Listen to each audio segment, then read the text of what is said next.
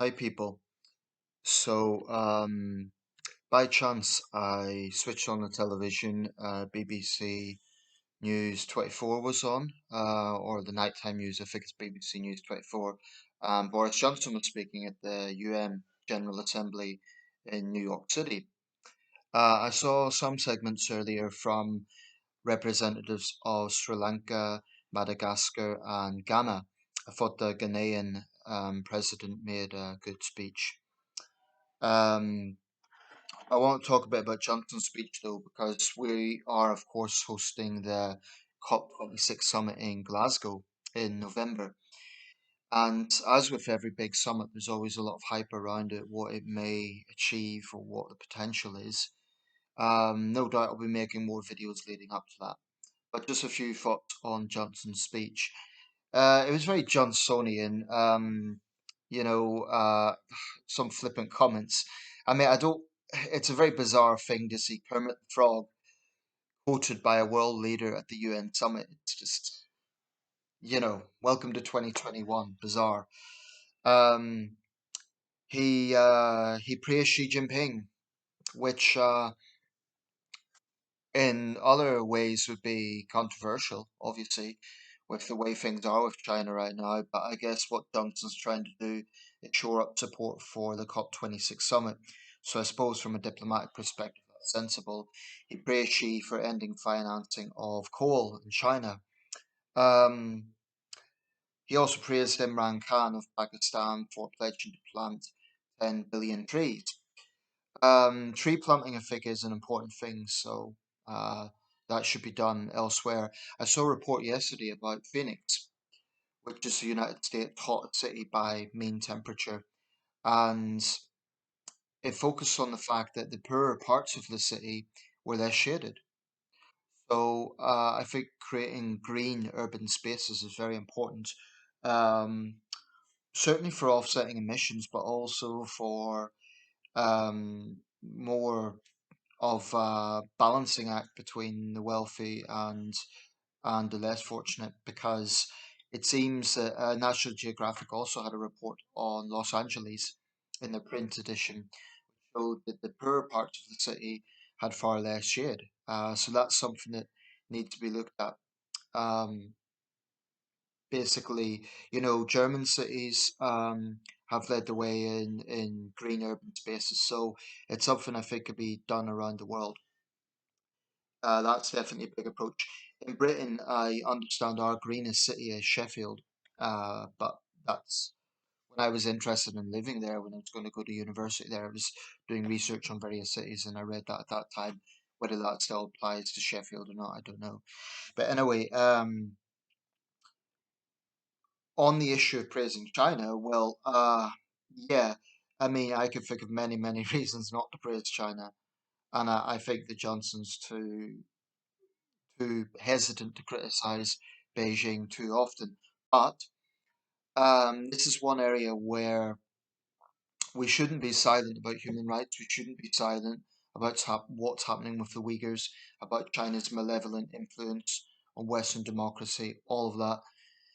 We absolutely shouldn't silent on those things. But if China under Xi Jinping does some things right regarding climate change, regarding ecology, then that should be welcomed and supported. And previously I mentioned that I wouldn't support cutting off every single communication channel with Beijing. This is one area where we could perhaps not work with them on necessarily in the sense of bilateral relations, but really close, but at least have some common ground. After all, um, the environment, the ozone layer, doesn't stop to think about different geopolitical persuasions. We are in a small planet, the pale blue dot in the midst of a vast, vast, vast universe. So in that sense, I'm not talking about world peace, but at least in the sense of environmental issues. This is why, when Jair Bolsonaro in Brazil was using the sovereignty issue to sort of defend his policies on the Amazon, pointing out that most of the Amazon is within Brazil. Some of it goes into Peru and Colombia as well. Um, but I think that was a flawed argument because, okay, it is Brazilian sovereign territory, but they're also the lungs of the world. I mean, it is number one in terms of biodiversity. I believe Indonesia is second.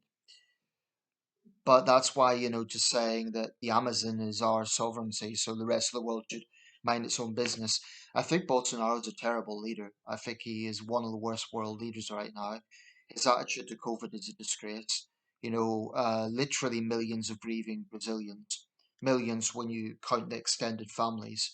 Um, the flippant attitude he's taken to that, his lack of leadership when it comes to climate change. I think he's a disgrace, quite honestly.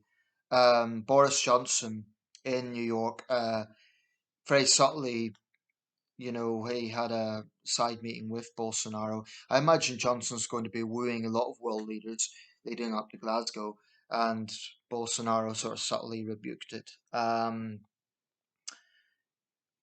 Another development with the summit is Joe Biden has pledged to send vaccinations to the developing world.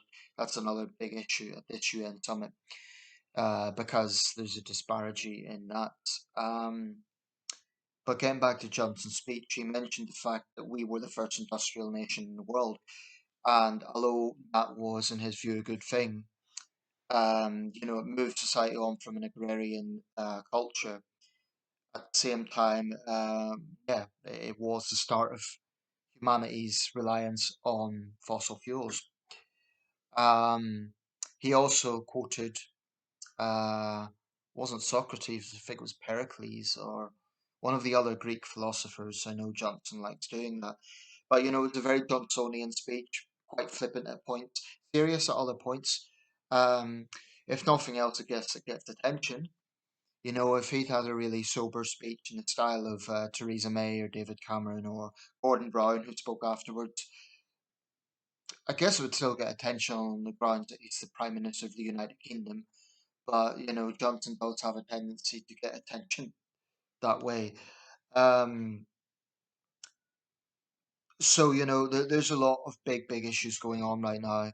The looming possibility of a new Cold War between the West and China.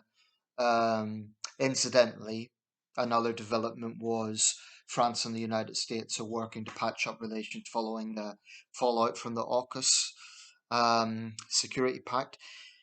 Just briefly on that, I've no issue with working closer with the Australians and the Americans on security, but honestly, I think Canberra and Washington and London could have handled it a little bit better and not given the impression of just shunning another Western ally. Um, the French can't be claim total innocence in this because there were, as I understand it, some problems with the submarine deal that they were giving to the Australians. There were delays and there were other issues. So I don't think it's quite a case that Canberra has been totally stabbed France in the back. I don't think it's that simple. Nevertheless, I don't think it's good for Western liberal democracies to be so publicly feuding with one another. The only winner in that situation is Chinese state media. So Paris maybe needs to tone it down a little bit. I can understand them being frustrated, but I think they should bring their contentions behind closed doors, quite frankly, rather than making such a public thing about it, which will only benefit Chinese state media and Russian state media to a lesser extent. But in terms of the security pact, Johnson, said this is not anti-China. Well, that's diplomacy. It's not anti-China, but it's a situation that China has forced on us. If China hadn't threatened Australia, threatened the Australian wine industry, for example, China's constantly making thuggish threats. They threatened to nuke Japan earlier this year. So China cannot, on one hand, take that aggressive approach. For what reason? Because Australia called for an independent inquiry into COVID. China cannot take that approach and then play the victim and say, oh, the West is ganging up on us. It's simple. If China's going to behave like a thug, then it's going to it's going to force democracies into these sort of security pacts. And quite frankly, if China really wants to be a leader in the world, it needs to start behaving more responsibly and stop polarizing itself. Because China has this duality. On one hand, it likes to really boast about its power, and you cannot, you cannot, you know, offend 1.4 billion Chinese people. We will crush your skulls against the wall, as she so diplomatically put it. Yet on the other hand, play the victim. It's pathetic. It's also dangerous. So I think Johnson sometimes is too hesitant to be blunt with China, quite frankly. But on an issue like climate change, there's mutual interest there. Anyway, I'm going to round this up, but there's so much going on right now. I mean, climate change is the big issue. There's Haitian migrant crisis developing in Central America. There is the looming Cold War. Hope it doesn't develop into that, but it's looking that way. Um, and there's the ongoing pandemic.